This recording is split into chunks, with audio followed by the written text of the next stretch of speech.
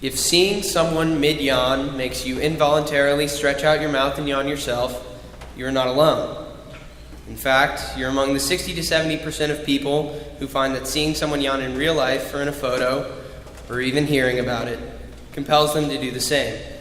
If you're like me, seeing someone yawn across the island chapel immediately kindles this strange reaction to do the same. Contagious yawning certainly does happen, and I couldn't help but wonder why. Researchers at the University of Connecticut have actually backed the theory that catching yawns may be an unconscious sign that you're attuned to the emotions of those around you. In a sense, yawning is a form of empathy. You see someone yawn, you immediately get the idea that they are tired, and you begin to understand and share their feelings. Kind of in the same way that one may feel more inclined to smile or laugh after seeing someone else do the same. I've seen and experienced contagious reactions firsthand, but never in a more amazing and impactful way than the contagious compassion that engulfed the city of Houston after Hurricane Harvey hit on August 25th. Before I talk about that, I take great pride in being from Texas, so I'm going to tell you about my hometown of Galveston. I was born in Galveston, Texas at John Seeley Hospital, where my dad went to medical school and endured his residency.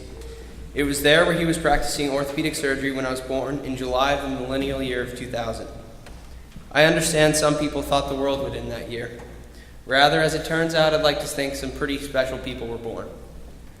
In any event, I was born as the fifth generation of my family to have a close connection to the island. Besides my dad, my great-grandfather and his dad had also practiced medicine at the hospital. Those grandparents were part of a time and era when Galveston was one of the grand cities of the South. Back then, Galveston rivaled New Orleans as the premier port city in the Gulf. It was prosperous and successful. Unfortunately, on September 8, 1900, a major hurricane hit the island. Nearly 12,000 men, women, and children lost their lives. The storm was the deadliest natural disaster in American history, a distinction which still stands today. Galveston never fully recovered. To prevent future damage, a ship channel would ultimately be built to Houston, and all of the industry from the port and the financial structure that went with it moved 50 miles inland, leaving Galveston more or less left for dead. Consider further that Galveston lies downstream as the Gulf Stream flows from the Mississippi River Delta. All of the sand and mud that flows out of the Mississippi is washed down the coast towards the island. In turn, we have what really looks like mud for a beach, and if the wind blows and stirs up the water, the surf can look more like chocolate milk. As my dad would say, Galveston is like an old family dog. He's not young in the life of the family. Sometimes he confuses the laundry room for the yard and does his business as he pleases. He's difficult and inconvenient to take care of, but he's your dog, and you love him. You have that history. And believe it or not, being born on Galveston Island is, in the rarefied air of some places in Texas, considered a title of distinction. They call it BOI, born on the island, and I'm forever BOI. For anyone who has lived in Galveston, including myself, hurricanes are a way of life. Since 1980, 33 storms have hit the Gulf Coast of Texas, and they have forced residents to adapt. The vast majority of houses are built on stilts and sit bravely anywhere from 10 to 20 feet in the air.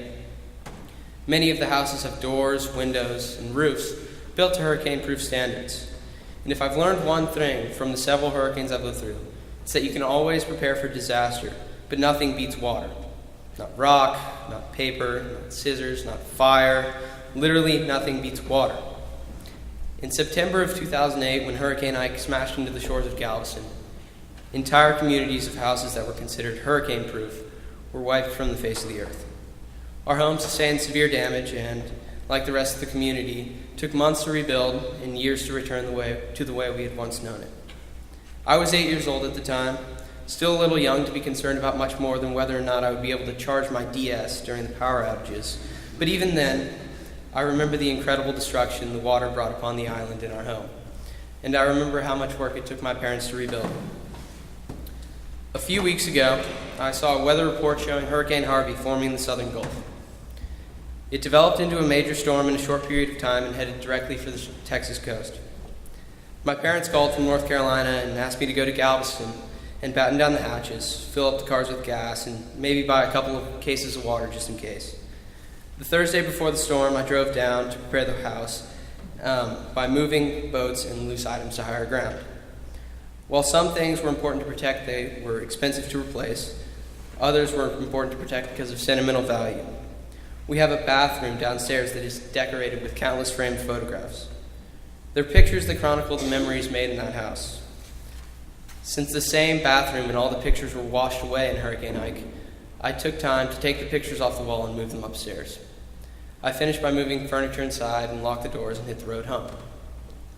I've done this drive hundreds of times, and it usually takes about an hour, but this time was different. Thousands were evacuating the island, and I-45 north towards Houston was bumper to bumper for miles. If you've ever been to Texas, you may be familiar with the chain of convenience stores called Buc-ee's. For those of you who are unfamiliar with Buc-ee's, I'll try and describe it to the best of my ability. The stores are about the size of your average Walmart, and just outside their doors sit about 80 gas pumps.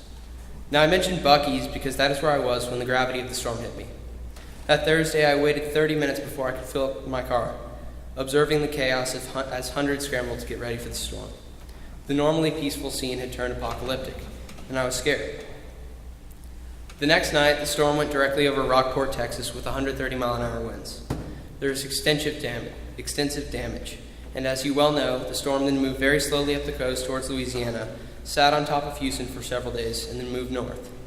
It wasn't the wind or tidal surge, it was the rain that caused the most damage. From Saturday to Monday evening, parts of Houston received up to 50 inches of rain. That's the entire expected rainfall for a year. That's more rain than fell with Hurricanes Katrina, Ike, and Superstorm Sandy combined. As the storm progressed, news footage aired showing unprecedented flooding throughout the city. Buffalo Bayou, which normally looks like a creek, had risen over 50 feet and looked like the Mississippi flowing towards downtown. It was notorious for flooding during storms, but this was unlike anything I had ever seen. The news was being broadcast nonstop. There was story after story about the flooding and the damage it was causing.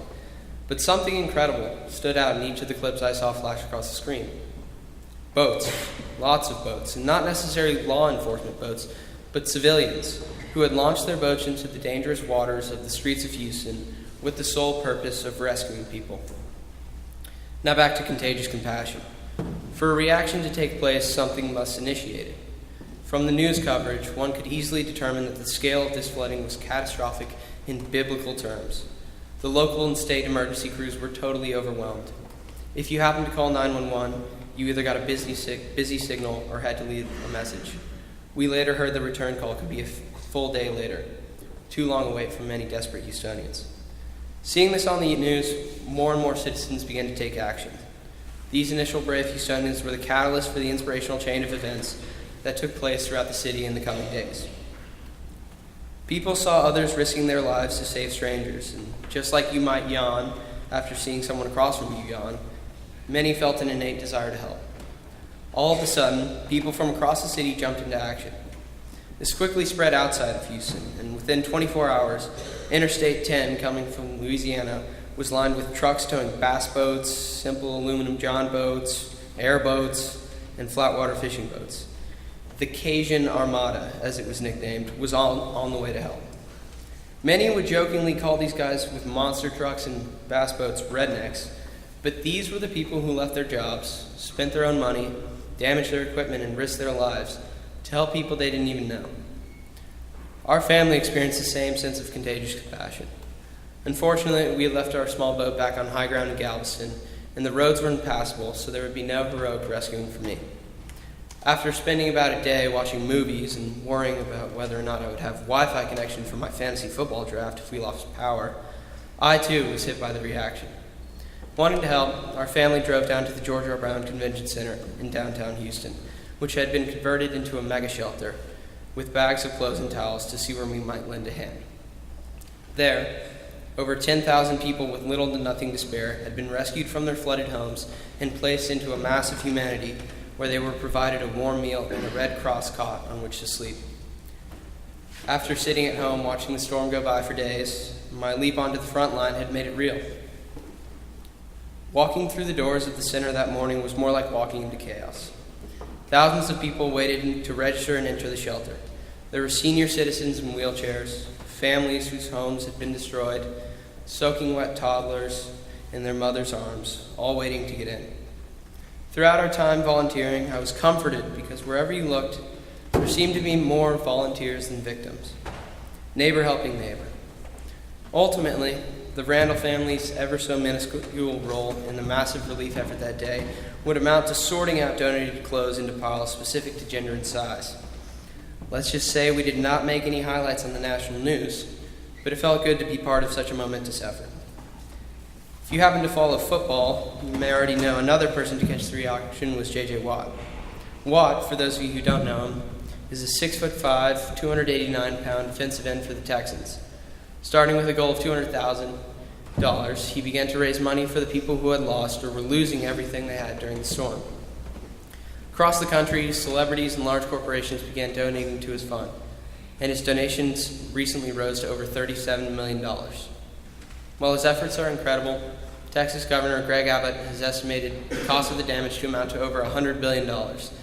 This being said, there are many ways to donate to those affected by the storm, and I encourage all of you to consider doing so.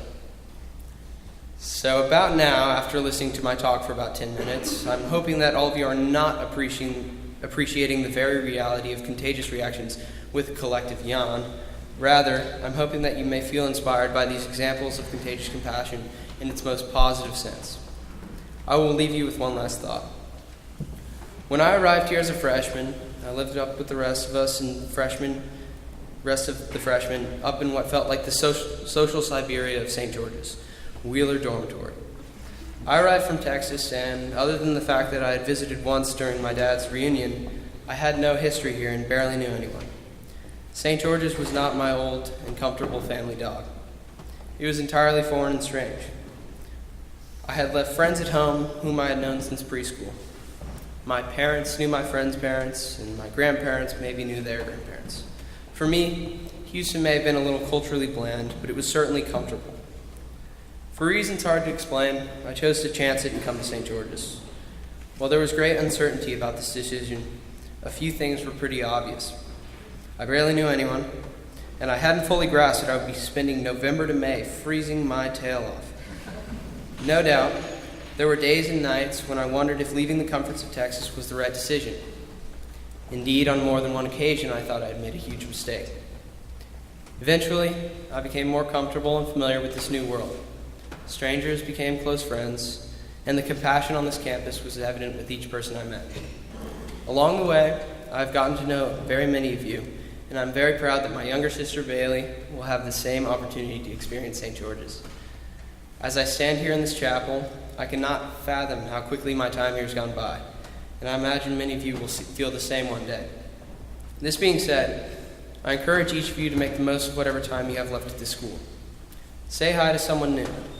Maybe try and smile a little more often, because you never know how far even the smallest act of compassion could go. Thank you.